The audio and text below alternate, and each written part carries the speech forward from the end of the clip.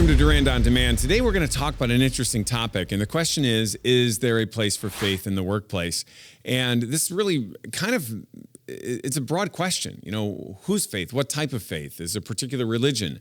And I'm talking about it in an overall broad sense of things. Now, I have my own particular religious beliefs and faith. I am Catholic, and that's not a secret. But does that mean that I think there's only room for Catholics in the workplace or otherwise? No, not at all, right? What does it mean to have faith in the workplace? We all like to work with hopeful people, okay? And we all like to work with honest people. And a lot of these core things come from that central idea that they have some sort of faith in the workplace. So why am I saying this? First of all, obviously, if you come from the perspective that I come from just as a believing Catholic who goes to Mass on a daily basis, you're going to see this a little bit differently, but you don't have to come from that perspective at all. You can come from a place of, even if you were an agnostic leader, would you want people on your team to have faith? And there's some surprising reasons that you would. In fact, I think it was G.K. Chesterton. I'd love to, you know what, please comment on this because I need to get the answer, and I tried looking up and I couldn't find it.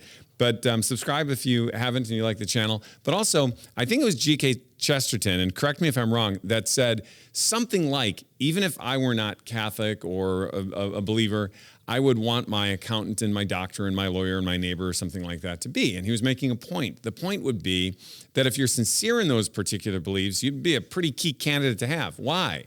Well, let's not even talk about faith. Let's just talk about people. Wouldn't you say, I want to work with people that are honest, that are hardworking, that are fair, that make great decisions? Well, you may or may not know, but those are very important Christian principles, let alone most of the other big religions or faiths that are out there. So I want to break this down. What are some of them? If a person subscribes to a particular faith, you want them on your team because they're probably going to be honest. Now, here's the problem, and we both know it. And I think it might have been C.S. Lewis. I should have wrote this down too. So again, another opportunity for you to correct me or at least provide the right thing here. But I think he said something like, it was something in reference to the idea that the people that are worse for spreading the Christian faith are Christians themselves because they don't live according to their own teachings, and that's true. But this is a topic about flawed people, for flawed people, working with flawed people. Proverbs 10:19 says, "Whoever walks with integrity walks securely, but whoever makes his ways crooked will be found." And that's the main key. See, there's only so much honesty that a person can actually withstand before they decide to be dishonest.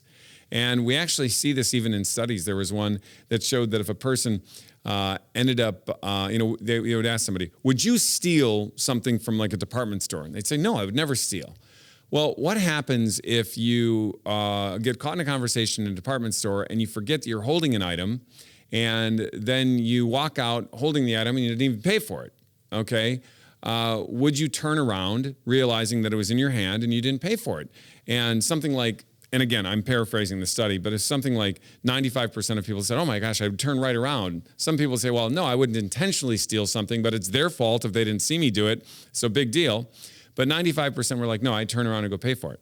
And then they went further with the questions, and it was like, well, what if you got all the way to your car? And the number dipped a little bit more again. And then it was something like, well, what if you got all the way to your car and it was storming and it was even lower? What if you got all the way home?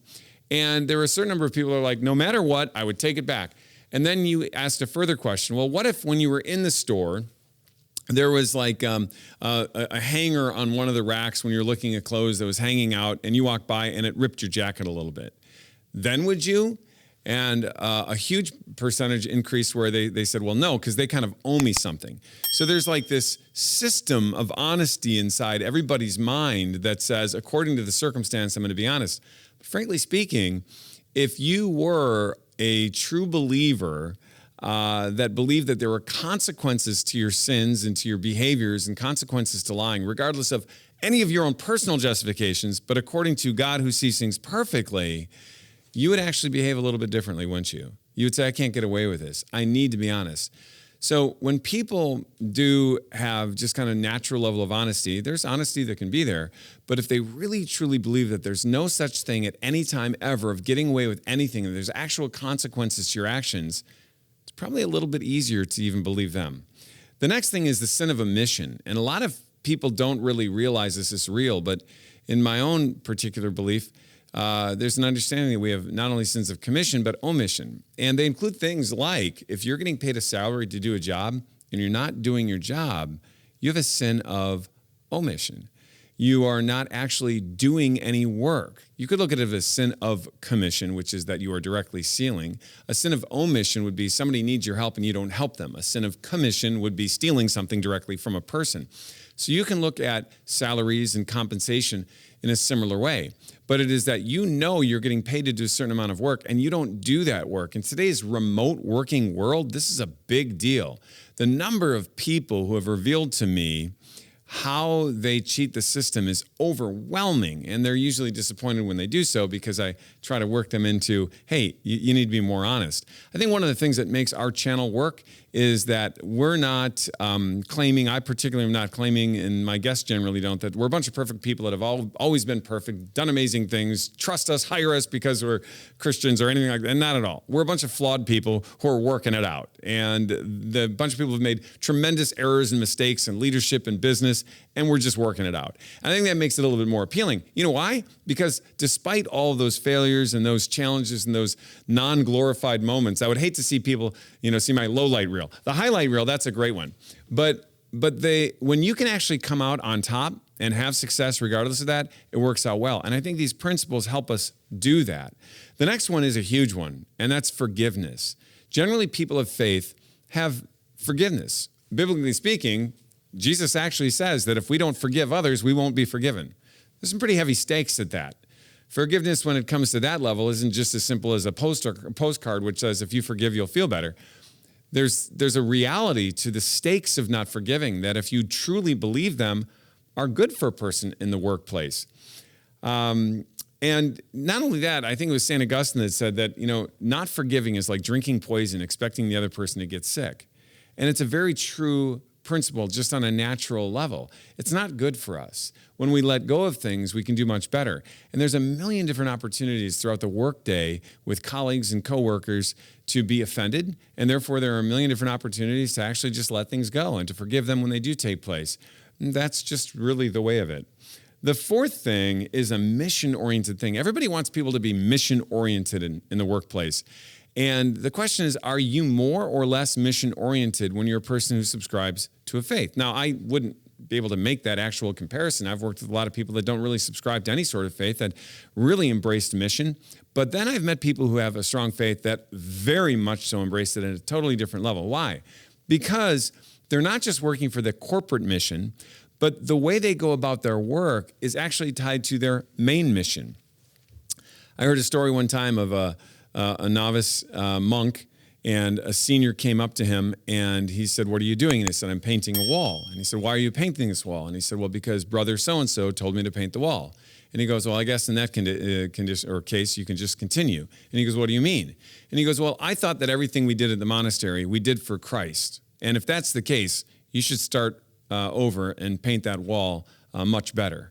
And it's a really good analogy, a really good philosophy to understand that it's not just the mission that a person has for the company, but it's the way they go about their work and how they can be mission-oriented on really big things that ultimately matter, even in the midst of their failures. I mean, if you think about, some of the great prophets, Moses, and even saying to God, "I can't speak. I'm not capable of doing this," or having doubts when it comes to tapping the rock. Or when you think of Samson and all of the flaws that he had and the passions that he had and his willingness literally to sleep with the enemy. And by the way, the Delilah-Samson story is a great one because, she says to him, "How is it that I could take your power from you?" And he gives her answers, okay? And she tries them on him. But he gets so confused because of the passions that he has that he becomes vulnerable, and he literally believes her in the midst of this and makes these grave mistakes. I think this is important because our ego gets in the way, our pride gets in the way, and we can go off mission. But even if we do that, at the end of that Samson and Delilah story, he gains his faith back through the suffering that he has, and he's able to conquer. And I think that that's a great little microcosm of a story for each one of us, that we're going to be imperfect in what we do, but as long as we hang on to the end, as long as we have that major mission in mind, we'll be retract to where we need to go. We'll be pulled back to the actual plan and go there. And then the last thing is justice. And this is such an important thing, Psalms 37:28. For the Lord loves justice. He will not forsake his saints. They are all preserved forever. But the children of the wicked shall be cut off. Now, we actually all want that justice system to take place within the workplace. We all cheer the person who cheated somebody when they're discovered and they're thrown out. We all cheer the person who is fired that was mistreating employees. We don't like being around these types of people. We like seeing justice served. We also like seeing justice served as customers and whatnot too. But we have to remember that we have to think of justice, especially when we're in charge, when we're the person that is exacting justice or injustice, that we will be held accountable. And if you're thinking that you're only going to be accountable to your boss or to your department or the board of directors or to your stockholders, or maybe even the consumers, or maybe the media and these earthly things, what if you were able to get away with everything? Is there still another level that recognizes every bit of injustice that you've done? It puts a pretty big mounting weight on our backs to think of it this way, to say, wow, Dave, you've talked about a lot of things, about what is seen, what is not seen, what is seen by men and women, what is seen by only God. And can a person actually live up to these standards? And the fact is, we can. And the reason that we can is because pride is the thing that blinds us. Humility is the thing that gives us sight. But just as we are supposed to forgive, God forgives too, as long as we're just staying mission-oriented and we're willing to begin again and to begin again and to begin again. So the answer to the question is yes, I believe there's a big place for faith in the work environment that we all have. And I think that the bigger your faith is, the more open you are to working with other people and to encouraging those other people to even find the natural value of, honesty, omission, commission, forgiveness, mission, and justice. They're all very attractive things, and when people see you do them, they're going to want to emulate those no matter what faith background they have. So bring your faith in the workplace as far as I'm concerned.